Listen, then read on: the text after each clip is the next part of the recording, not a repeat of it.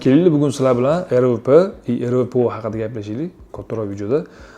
Farqini bilasizlar уже. RVPO ya'ni ochniy bakalavriat yoki magistratura va undan balandga o'qishga kirganlarga, RVPning o'zi rossiyskiy diplom olsa, RVP olsa bo'ladi.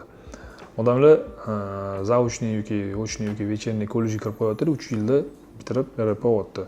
Yoki bakalavriatga kirib qo'yapti, 4 yillik, 5 yillik kollejdan keyin.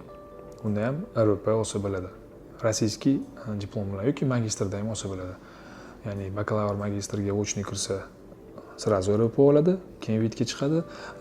Kollejda o'qiganlar ancha kollejga odam kirgizib qo'yganmiz, esingizda tursin.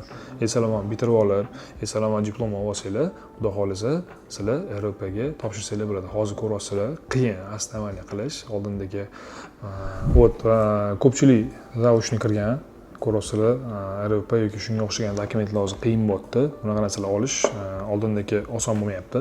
Shuning uchun bemalol topshirsanglar bo'ladi. Kollej bitirayotganlar 2-3 yil oldin bizdan kollejga topshirib, diplomga chiqqanlar, или уже olganlar, hozir sizlar bemalol olgandan RVPga topshirsanglar bo'ladi. Bu железный основание bo'ladi. Hech qanaqa отказ qilmasdan, xudo xolisa, olsanglar bo'ladi. Diplom olish bilan sразу boraversangiz bo'ladi. 2 oy 3 oylarda olasizlar. 1 oy 2 oyda dokumentlarni yig'ib topshirasizlar. Ko'p pul ham ketmaydi, ketsa 50-60 ming ketishi mumkin uzoq bilan. Undan ko'p pul ketmaydi. Shuning uchun maslahatimiz mana shu yo'l bilan, единственный o'zi yo'l qolgan o'qish bo'yicha, shu o'qish bo'yicha topshirsanglar, bu yerda uzoqroq qolishga va o'zingizlarning ishinglar bilan shug'ullanishga vaqtingiz ko'proq bo'ladi. Bemalol topshirsanglar bo'ladi RVPga.